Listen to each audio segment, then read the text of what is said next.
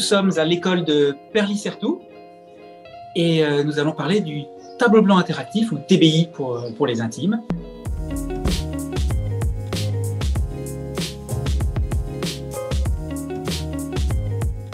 Il y a du coup l'enseignant qui va parler directement avec la personne qui est interviewée.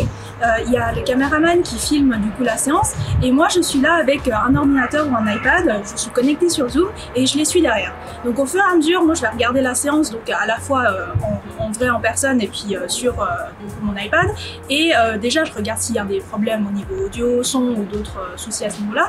Et le deuxième plan c'est du coup je regarde le chat de la discussion de Zoom.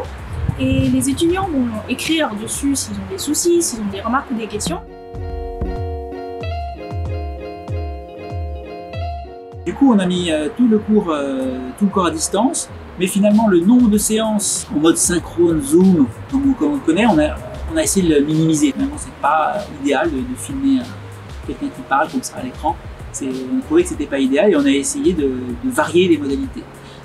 Avec des modalités synchrones et des modalités qu'on appelle asynchrones, c'est-à-dire des exercices qu'on met sur la plateforme, des vidéos, des podcasts audio qu'on met sur la plateforme de différentes formes. Une des innovations qu'on a apportées à ces cours synchrones, ça a été le cours reportage.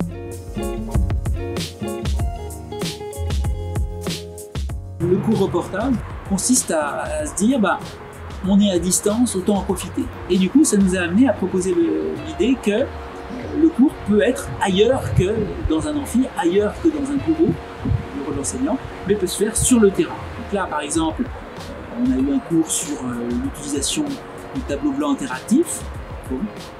Plutôt que de parler théoriquement du tableau blanc interactif, en plus on en parlait sans nécessairement le montrer, et on est allé dans une classe de Genève et on a été voir un professeur, il nous a montré, il nous a expliqué comment il se servait du tableau blanc interactif, donc vraiment sur le terrain, in situ. Et on fait quelque chose qu'on ne pourrait pas faire en présentiel, puisqu'on ne pourrait pas faire rentrer 100 étudiants dans la salle de classe. Ce serait logistiquement pas faisable. Or là, à distance, c'est possible.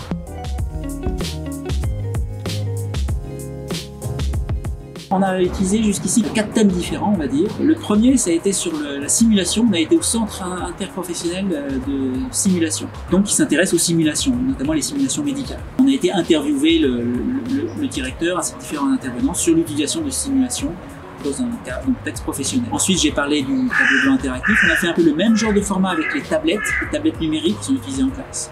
Et puis, on a aussi utilisé ce format plutôt, pour interviewer un spécialiste de la fabrication numérique dans le lieu où il travaille, qui est ce qu'on appelle un Fab Lab. Donc, c'est le Fat Lab de l'université.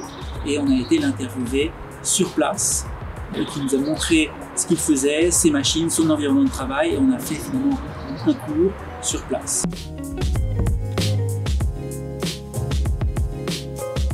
C'était le gros stress finalement pour organiser ces sessions, c'est finalement organiser, tout simplement faire le planning, c'est trouver la personne qui marche avec le créneau et puis que la personne s'engage. Voilà, on a eu parfois des soucis, finalement je peux plus, alors nous il y a 200 étudiants derrière, faut qu'on jongle là-dessus, donc ça c'est pas évident de faire coïncider le planning du cours avec le planning des intervenants, mais une fois qu'on a le créneau, après le rétro-planning est assez simple. Quelques semaines avant, on se met un peu d'accord au niveau du contenu pédagogique.